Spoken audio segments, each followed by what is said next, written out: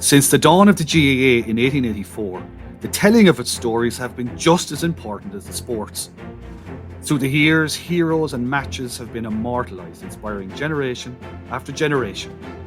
But some of its most important stories have also gotten lost or turned into legend. And in this series, we will explore some of the GAA's most fascinating forgotten tales, separating rumour from reality and myth from the truth that is often more amazing than the fiction. I'm Michael Foley. And I'm Ciaran O'Hara. So join us for Over the Bar, exploring the histories of the GAA.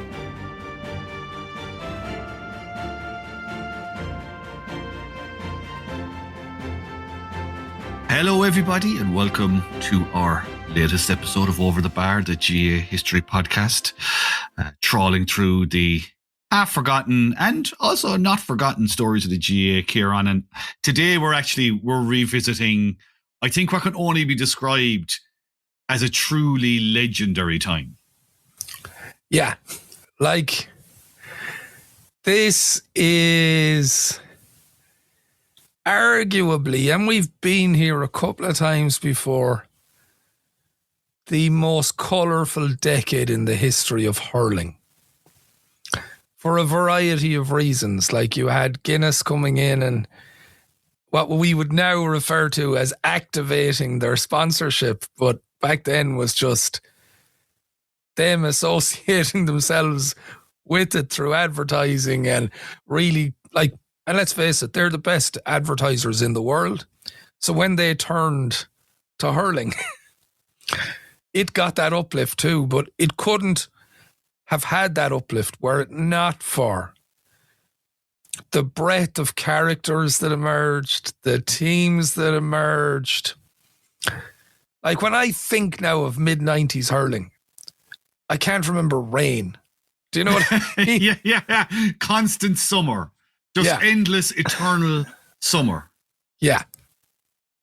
I like, you're right. Like, I mean, even what was the advertising slogan? Not men, but giants, right? That was one of the slogans at the time. And like, it's true, but like, it wouldn't have, it only rang true or only worked really because you really did have some larger than life characters, some larger than life teams, stuff going on that, like you said, we hadn't seen for 60 odd years. I mean, the only decade that really compares to the 90s in terms of revolution is the 1930s. And that's so far back. And so I suppose it was so less developed than what we would have had in the 90s. It doesn't even compare. So like we talk about not men, but giants, these legends. One of the great phrases of the era was hurling being described as the Riverdance of sport. And that's our starting point today. Ciaran, can you tell me, what was the Riverdance of sport? Yeah, well, the short answer is hurling was the Riverdance of sport of the time. The phrase was coined by the one and only hurling evangelist supreme, Liam Griffin. And when you think of it now, it was such a perfect phrase. It's hard to conceive that he would have said it apropos of nothing. Do you know, you feel that he had to have given it consideration prior to using it. Yeah. Because it just captured the moment. We were at a time when, first of all, more hurling was on telly because they'd started to do more live games. You had the emergence of all these teams, Offaly, Limerick, Clare, Wexford. You still had Cork and Tip and Kilkenny in there, winning All Irelands too. And like, it was just so colourful.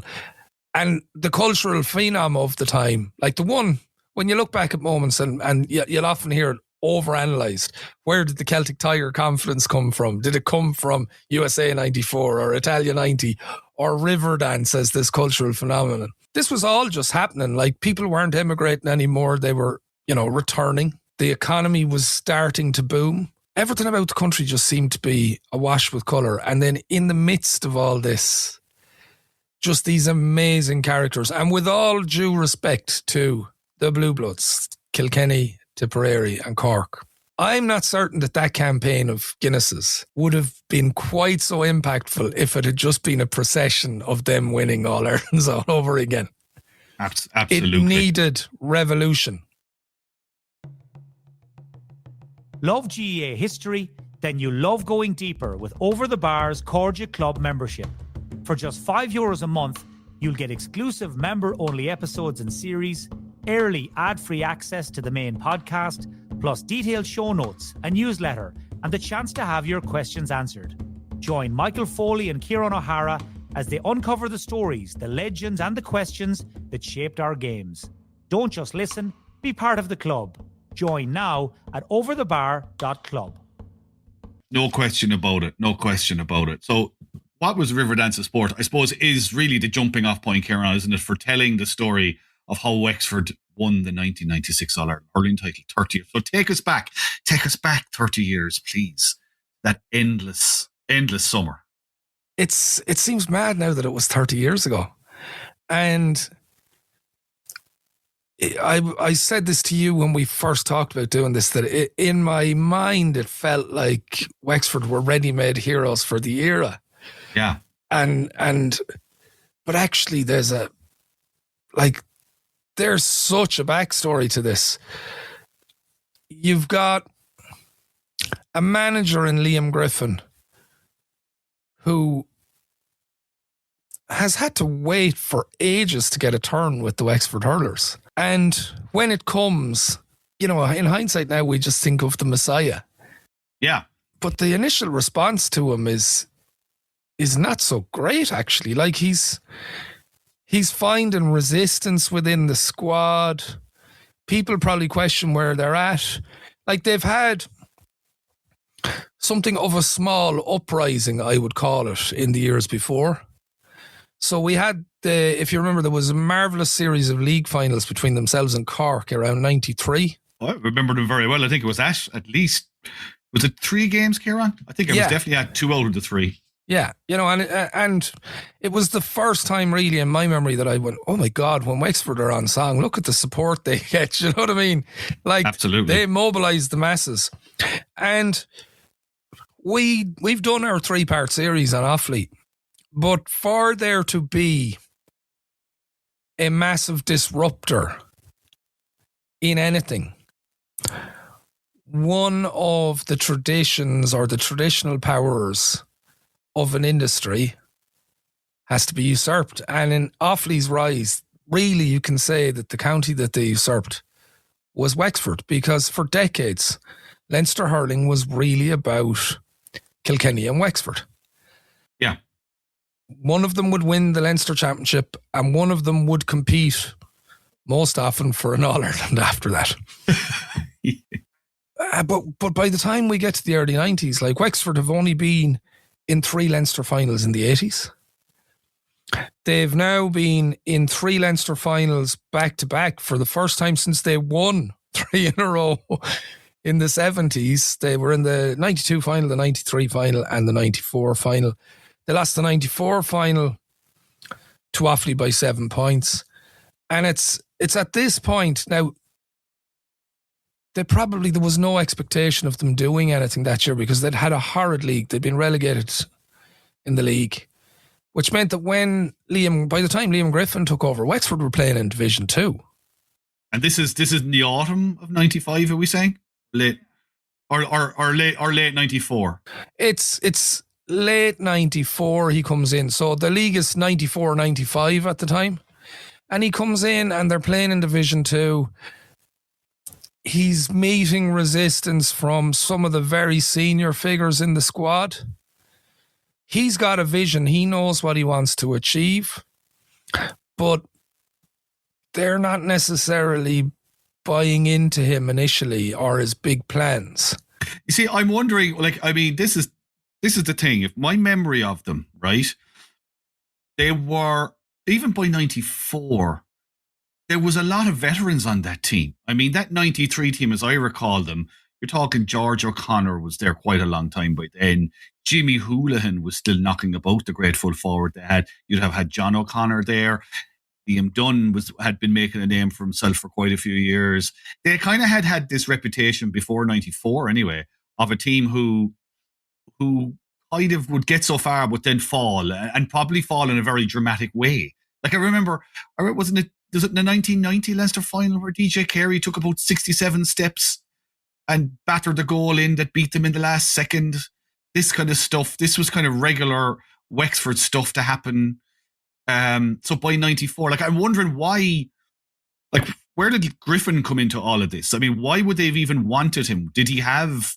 Was he known in the county? Was he you know? Like Liam's background is that he was from Rosslare, so he's not from a traditional he's hurling club, you know what I mean? He's not from Buffer's Alley, he's not from Ratnure, he's not, he doesn't have connections to Rackards or Wheelers or Keoghs or whatever, the great names of Wexford hurling.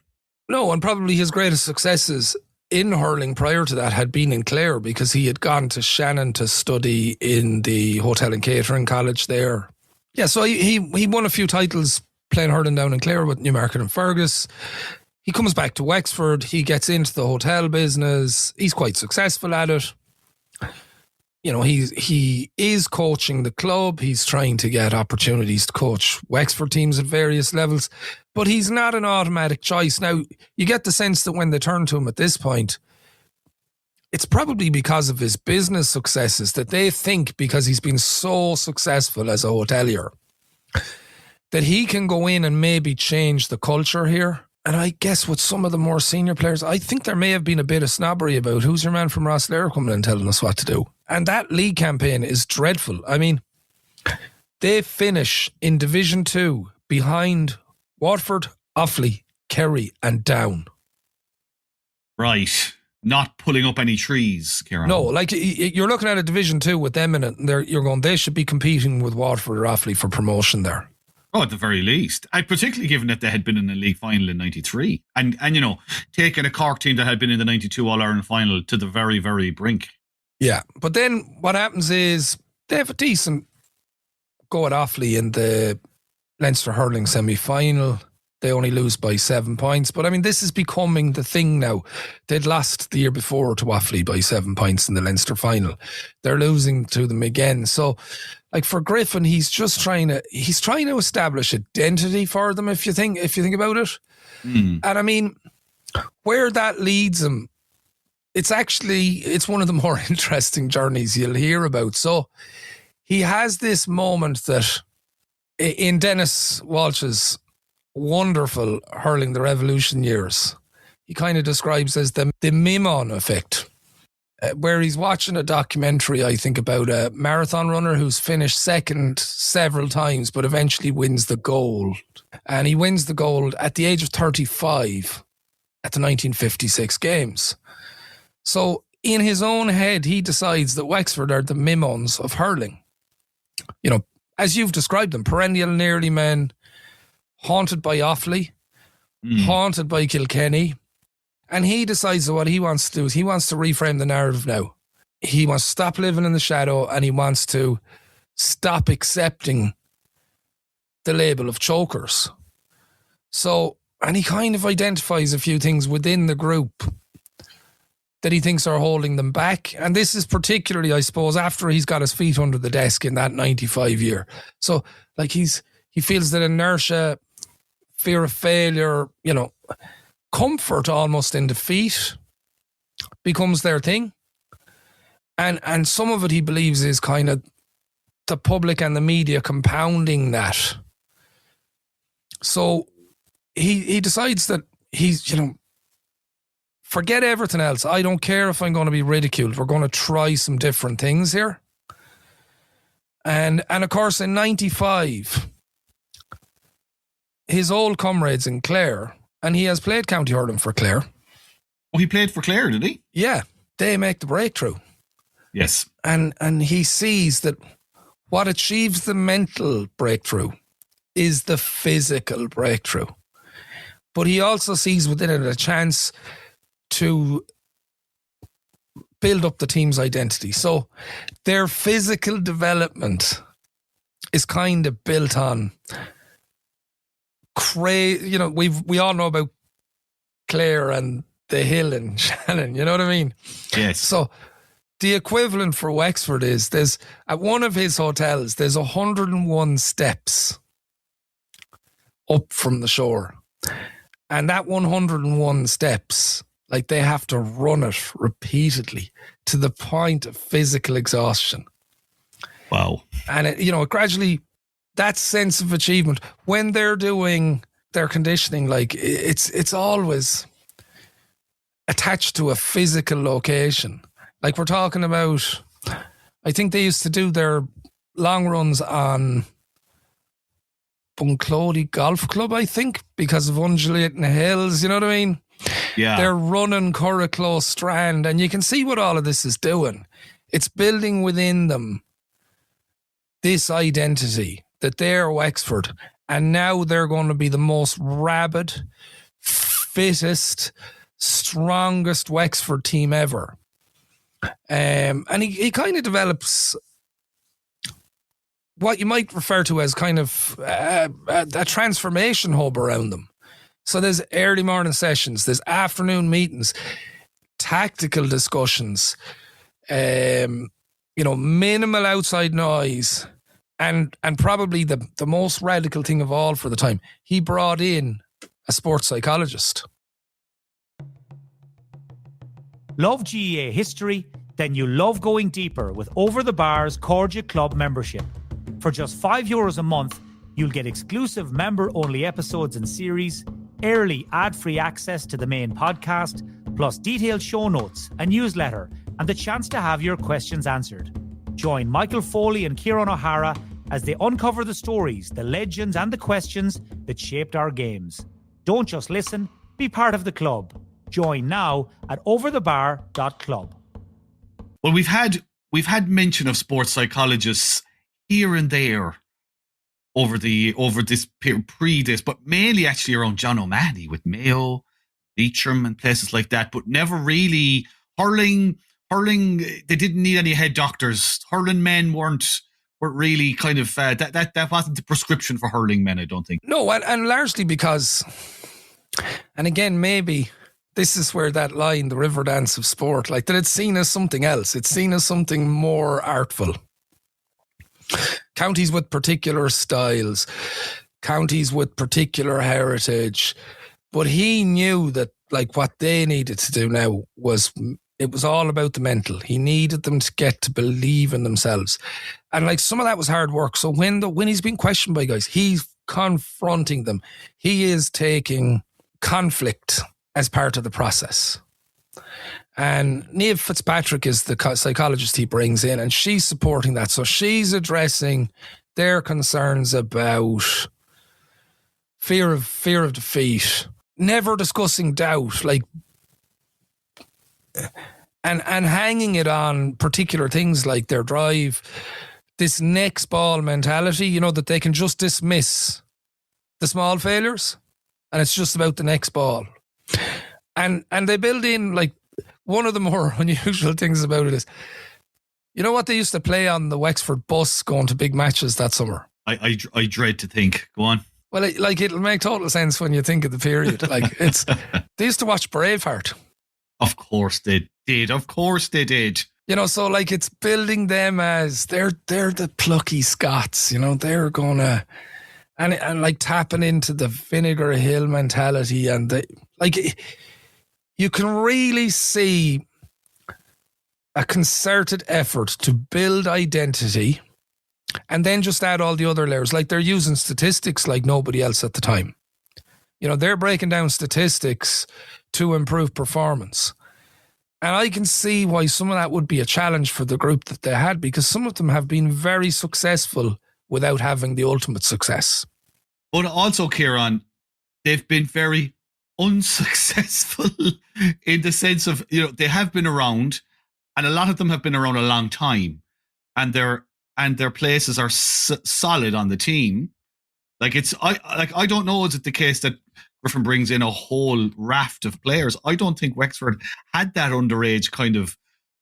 Okay, they make, as I recall, they make an All-Ireland under-21 final in '96, but it's not like they're coming down with underage talent or anything. No, but that's kind of on the crest of the same wave. almost. Do you know what I mean? Exactly. Like, so I'm wondering, how did they, because Tim, listening to you there's a lot of barriers to break down here for Griffin. Like, there's years of being beaten by Offaly and others to break down.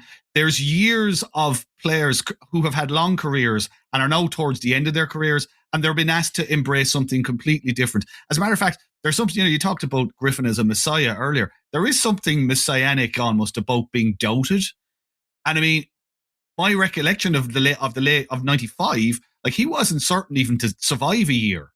So there must have been huge doubt within the squad and outside of the squad about what Griffin was trying to do. Yeah, but he decided to lock out all the outside noise. What about the inside noise? Well, I mean, the inside noise, as I say, he just addressed that through conflict. He just hit it head on. You've got an issue with me. Well, I'm telling you, we're going to sit down and we're going to deal with this. So nothing's going unsaid, which is, those are the kind of environments we hear about now all the time. Player-led environments. That's different then, though. Yeah. Oh, it's very totally different then. And I mean, that fear of ridicule, like if it was getting out that's how things were being approached, you can easily see how someone would refer to some of that as doubt, but actually it's utter confidence. Like, they know where they're going. Now, the other thing is, coming into it, the league, because they're in Division 2, they topped Division 2 that year. So they're building some form. They get a few wins in the league, and then they're coming into Championship. And in their first match, back in the good old days of knockout, they're playing Kilkenny. Wow. Keeping in mind that Kilkenny had won 2 All-Irelands in a row not 3 years before. This is, you still had the bones and probably more of a really, really good Kilkenny team. Imagine the circumstance there. They're coming in as the Division 2 team. The Kilkenny are going to be fancied, but they get over the line. And I mean, they get over the line by a single Billy Byrne goal. Like you talked about the veterans. Is there a more veteran player in the Wexford team at the time than Billy Byrne? A man who will be celebrated certainly the following year as one of the greatest substitutes of all time for his impact off the bench. Was he a sub in 96? No, I think he was playing. I think he was starting, yeah. I think he was starting in this game. But I mean, so like, that's a huge monkey off their back, straight off the bat. And then the next day, they have a far more comfortable, like a 6-point win over Dublin. And then they're into a Leinster final against Offaly. So that's the next big challenge. So they now need to take out the disruptors. And they train for it. They train for setbacks, how they'll deal with them. Like, Offaly take off really well in that game. And they're still ahead with kind of a quarter of the game to go. But in the last quarter, like, Wexford finished strong. They outscored them, I think, 8 points to 2 or something. And they end up winning the game by 7 points. I mean, I think you should just, this is so significant for them, because they haven't won a Leinster title in so long. And as you say, it's Offaly they're beating. The crowd that have absolutely melted their brain for roughly the last 15 years, or the previous 15 years. I mean, like, when you say they trained for Offaly, like, what were the kind of horrors that Offaly would have visited on them? Or what was it that they were preparing to be able to deal with when it came to Offaly? In reality, streaks, because that had been when Offaly would have got a streak of scores on them in the past, the heads would drop. Right. But in this case, it was, we are not going to let you away from us. So even when Offaly have the good start, they're going to peg them back. Like, this is the game where Tom Dempsey scores 1-5. You got Damien Fitzhenry scoring a goal, and that's one of the things that we remember about 96 is, like, Damien Fitzhenry is the penalty taking goalkeeper. You know what I mean? Yeah, and I remember that. Now that you said it, that was he smashes that. Like, I mean, I can still see him sprinting back down the field at top speed to get back, and the energy, and the Wexford crowd, who are, you're right, like, generationally, the Wexford crowd, like, all they want is a little bit of encouragement, something to root for. But this is the game that gives them the encouragement. I don't think the Wexford crowd are going, like the attendance at that is only less than 35,000. Right. So they haven't fully bought in yet. But what you see then over the next period is that's like, that is their first Leinster championship in 19 years. That's extraordinary. Given the success they would have had before that. Yeah. So that's what you're now, so the shackles are off now. And in the semi-final, actually, it's a pretty ugly game, but they still win it. So they beat Galway by 2-13 to 3-7 in the semi-final. But there's over 60,000 at that. Oh, it's off now. We're away in a hack. Now, funny enough, that year, both semi-finals were played on the same day. The old days, yeah. So, and the other team of that era that probably people wanted to see do well was Limerick. So you can imagine it now coming into the final. This is like the ultimate neutrals final. After what happened to Limerick in 94, and because Wexford are starting a resurgence, like that's a final everyone in the country wants to watch, and they'll be happy whomsoever wins it. But are people giving due regard to what Wexford are doing? Yes. Or are they? Because remember, I think, wasn't it the 94 final with Offaly and Limerick had been at the time described as the B final because we didn't have a cork or a tip in it. So by 96, the Clare effect, has that all changed now? We're just loving this new world. Like now we're in a period of revolution. We've got Limerick appearing in the second of three All-Ireland finals for them.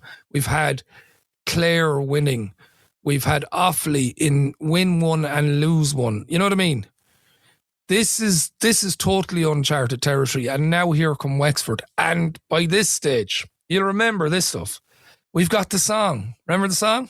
Oh, well, yes, I do. Because in preparing for this episode, I did come across it. I hadn't heard it in so long. But since I've heard it, it's been stuck in my head like the worst earworm. I'm just going to say 4 words: dancing at the crossroads. So like... oh my God. And another thing that Griffin, and I presume Niamh Fitzpatrick had a big input in this, has done is they will only talk about the positives. So this is where I talk about him as an evangelist. Like he's talking about the greatness of the game, the greatness of their players. It's all positive. Yeah. But he was a terrific communicator, wasn't he? Like, I mean, that's the other thing that's so different to now. I mean, the likes of Griffin, Gerlach to a lesser extent with Clare, but Griffin absolutely was such a front-of-house guy for the game. I mean, he spoke in, I won't say hyperbolic terms about the game, but he was effusive about it. Every game felt like an event. And maybe did that kind of develop more after they'd won Leinster, or was that enthusiasm there all the way along? That was all premeditated. That was in order to give off a more positive self-image of themselves and for them to start to believe that they would start to talk about how good they were, how good they could be, how good the game was. And then the games themselves were paying it back in spades. They were good games. But I mean, how about this? Nell McCafferty, spending days down in Damien Fitzhenry's house for press access. Do you know what I mean? Just embracing, like what others have described since, it's like surfing the wave. Just embracing the hype, embracing everything about it. Like stopping by Vinegar Hill on their way up, Yeah. They're not shy about this because that's what he's trying to build, is a real solid identity. Because had we been talking about them 19 years prior to this, we'd have been referring to them as one of the Blue Bloods. So he's trying to attach to that tradition. And like everybody knows the players. We all knew who Tom Dempsey was. We knew who Martin Storey was. We knew who Billy Byrne was. We knew about George O'Connor. But then there's the guys that come along, the Sean Floods, the Damien Fitzhenrys, Liam Dunn, Gary Laffin, you know what I mean? Larry O'Gorman, Larry Murphy. Yeah. Like, And you're seeing them in the papers because I can't remember anyone doing it like this since, where they just went that part of the process of building them up is giving them status and presence and visibility in the hurling community. And it kind of also put it back on the players a bit in the sense of, you mentioned Niamh Fitzpatrick there. My memory is that they had Sean Collier as well. Oh, that's right. Sean Collier, training, the kickboxer, coaching them, the kickboxer coaching them. Like, what I'm saying is that every box, as far as Griffin was concerned, was being ticked. And if we're talking about the Clare era and how Clare were defining, like, they were as fit as they could possibly be. It's all positive. We're giving you, like, we want you to go out and speak to the media. But in speaking to the media, you're kind of putting it on yourself that I have to back this up now. I have to, like, if it's all been put together for us, I got to back this up. Love GAA history? Then you love going deeper with Over the Bar's Cordia Club membership. For just €5 a month, you'll get exclusive member-only episodes and series, early ad-free access to the main podcast, plus detailed show notes, a newsletter, and the chance to have your questions answered. Join Michael Foley and Ciaran O'Hara as they uncover the stories, the legends, and the questions that shaped our games. Don't just listen, be part of the club. Join now at overthebar.club. That's the choice managers have to make. Like, when we see managers now and they deter players from speaking because you've got these old cliches about it, it'll be on the dressing room wall. It will only matter an iota to the player that said it if somebody makes an issue of it. If nothing is said, it'll have no inhibiting factor on their performance whatsoever.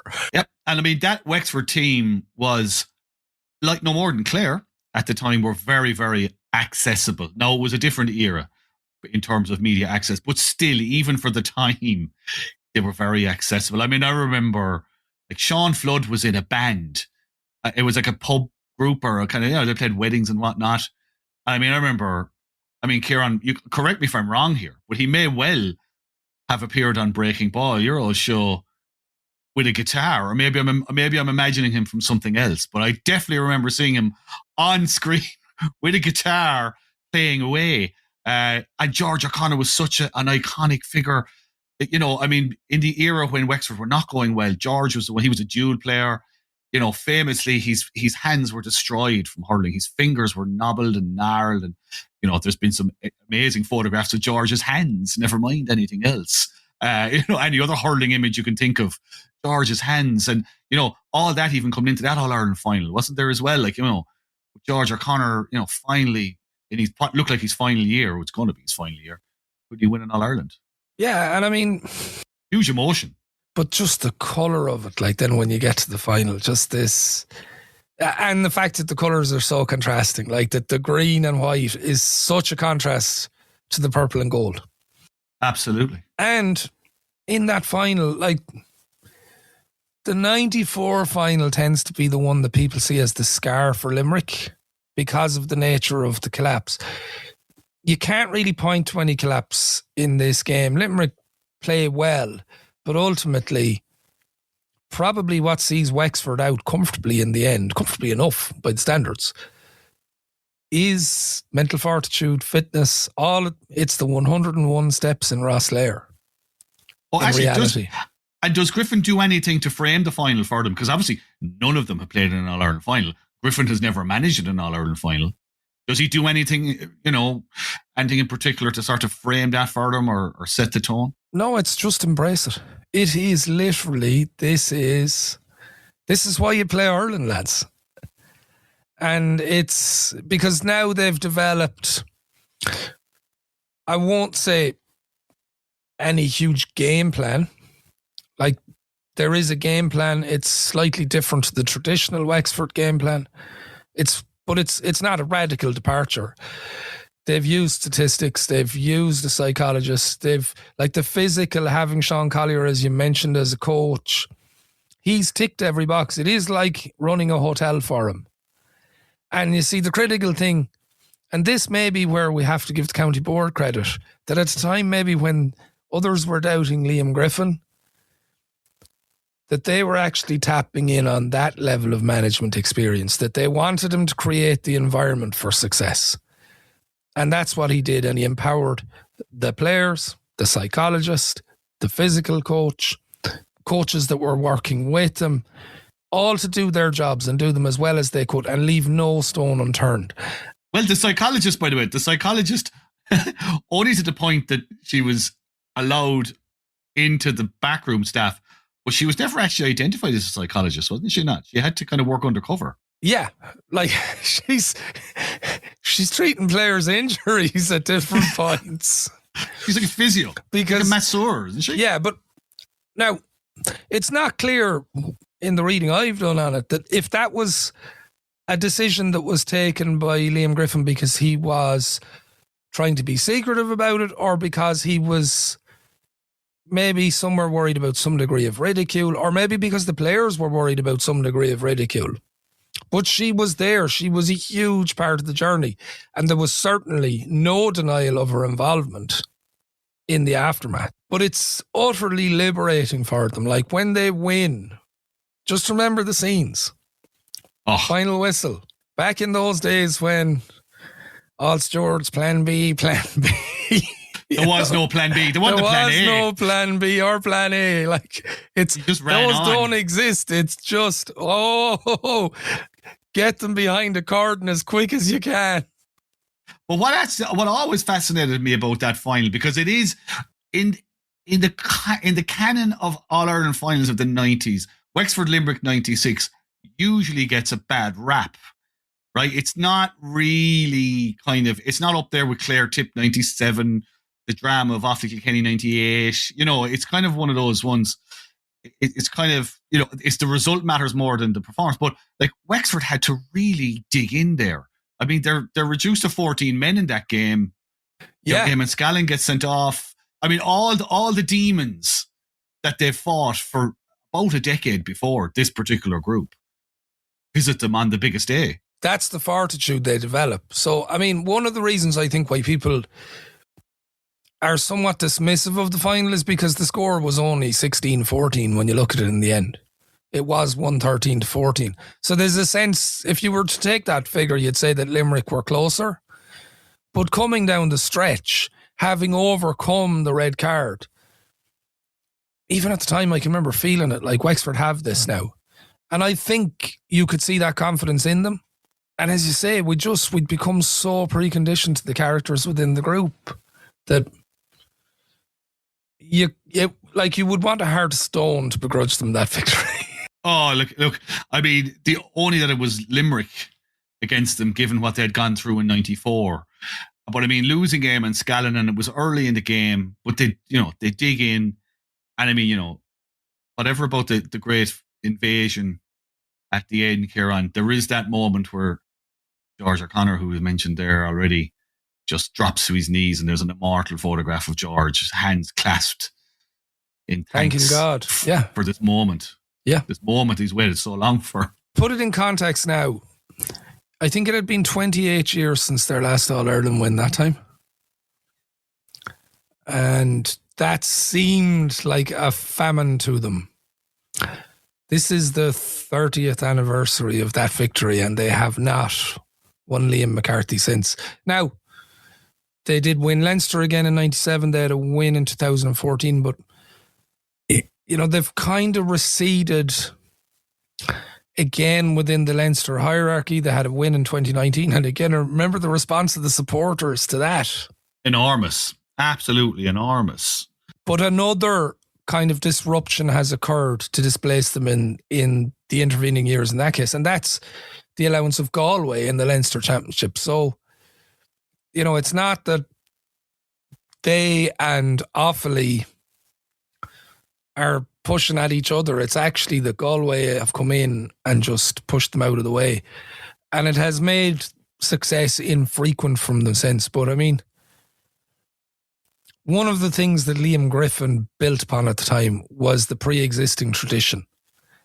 And you'd imagine, with the strength of their club scene, with the passion for hurling, that at different times in the decades ahead of us, we are going to see another uprising. But I don't think it could ever be as colourful as the one in 96. And I don't think you're going to see a phrase coined again that encapsulates an era so well as it's the Riverdance of sport. I think you're absolutely right. I remember that summer. I spent a chunk of that summer in the Netherlands, of all things. I mean, talk about such a mid-90s thing to do. Now you go on your, or whatever, you go, pre-Trump, you went on your J1 or you went somewhere like that. Myself and a couple of other guys we were working in a tulip factory, cleaning tulip bulbs and getting them ready for packaging. Like say, tulips are manufactured. This is all. Yeah, I know. Well, look, we the bulbs need to be cleaned, and I don't know, whatever. I can't remember. I wasn't really paying a whole lot of attention when I was in there, to be honest. But I remember one of the guys I was with was from Wexford, and he was a die-hard hurling guy. And I remember that summer we were on a camp. We were staying on a campsite. We stayed in a few different places, but one was a campsite. And I remember him going to a phone box to get news from home about the Wexford Offaly Leinster final, because he hadn't heard. We'd been out all day doing whatever and coming back, and they'd won, and he was exploding out of his skin. He couldn't believe he was in a bloody campsite in frickin' Northern Holland or somewhere, and not back home. And when we did get home, I was in college with him. I remember we got home, and I checked this recently with him because I just wanted to get the memory right. Like there was a week or two before we went back to college between the All-Ireland final and going back. And I remember him coming in on the Monday or the Tuesday, whenever we started back to college. He still had the Wexford headband on his wrist. He was still wearing some kind of Wexford 96 Wild Swans type thing, some kind of T-shirt of some sort. He had clearly, I remember him saying, that week, he was from originally, one of the players' brothers had a pub where he was from. That pub did not close at all from the Sunday until the Thursday morning at about 4:30. And the pub only closed so they could prepare for the team who were coming that evening. So they just wanted to clear the bodies out, tidy up, and go again. I remember him coming in, and it had just been a week of weeks. And he was one of the few students at that time, well, certainly in our class anyway, who had a car. So if you were going to a match down the country or anything like that, you went with him. And bloody dancing at the crossroads and the cassette and sorry, let me say that again. A bloody dancing at the crossroad cassette that was just played to death. Although, to be fair, Ciaran, it could have been worse, because September 96 was also the month for Burns Babes up in Mayo. Oh, with their version of the Banana Boat song. Okay, let's not even go there. I'm going to bring us. I'm going to bring us to the kind of post-match of this, and there's two kind of significant things. And again, it kind of etches into it how important it was. Liam Griffin had a few rules about how they would behave in the aftermath, and that was to show dignity. So there was no drunkenness on podiums, no reckless tour. It was all about respect for the jersey. But they brought the Liam MacCarthy Cup to Nicky Rackard's grave. So they are bridging to the past and laying all the ghosts to rest. Love the free episodes of Over the Bar? Then take your passion further with the Cordia Club membership. For €5 a month, you'll unlock bonus series and member-only shows. Hear the podcast first and ad-free, and get behind-the-scenes access through detailed notes, a newsletter, and Q&As. It's the ultimate GEA history experience, curated by Michael Foley and Ciaran O'Hara just for you. Upgrade your listening, support the show. Join today at overthebar.club. Does it explain why he left the job as an All-Ireland winning manager? Is that why? Do we know why? Well, I mean, at the time, I think we all just assumed that it was, he was doing what you recommend that every manager does after a big breakthrough. Walk. I'd say, and I can't psychoanalyze him, I haven't seen him speak about it. I would say that he gave every ounce of himself to that mission, and probably, as we've encountered many times on this series, when you take that much from yourself, you've got to put something back in afterwards. And I'd say that's what it was more about, was he'd reached the summit and he needed to step away now for a while. Now, he has been a very visible presence in hurling ever since. And as I say, I mentioned him as an evangelist. You know, when we hear about him now, it's things like motions that every club in the country must have a hurling team. It's, you know, decrying the fact that we don't have huge hurling pockets in Leitrim or Longford. You know, he just will not accept that the game is not the best game on earth. And that's the emotion and the feeling for a sport that gives birth to a line like it's the Riverdance of sport. Absolutely. Just one last thing, actually, you mentioned there, it's hard to believe it's 30 years. And as you say, when you think that it's actually longer now than they actually waited between 68 and 96 for their All-Ireland titles. Like 97, they were arguably hurling better. Rory Kinsella was one of his selectors who stepped up as manager for 97. They were superb. I remember in the Leinster final beating Kilkenny, they were very, very, very good against Tipperary. As I recall, they were good anyway in the All-Ireland semi-final, which they lost. But then, of course, it's Offaly. Who else is going to take them out in 98? And this, again, is an era before the back door is properly evolved. You had to get to a provincial final to avail of a second chance in the All-Ireland quarter. So they lose with a last-second goal. And I still remember, I think we mentioned this in our Offaly series some time back there. I do remember on the hooks, so you talk about building identity, they had, of course, it was the 200th anniversary of the 1798 rebellion and Bull of Oak and all that. And they had 1798 commemorative T-shirts that were just left on the hooks in the dressing room in Croke Park after losing to a last-second goal. Like, the legacy, I suppose, is what I'm saying here. I mean, that 98 defeat knocked hell out of them. Now they come back, 2001 All-Ireland semi-final against Tip. 2004, they get to a Leinster final. They beat the Kilkenny team in the last second, again with a goal. But, like, it doesn't really... What is the legacy, I suppose, of 96? Is there a legacy? Was it lost? Was it squandered? I don't think there's a squandered legacy. I just think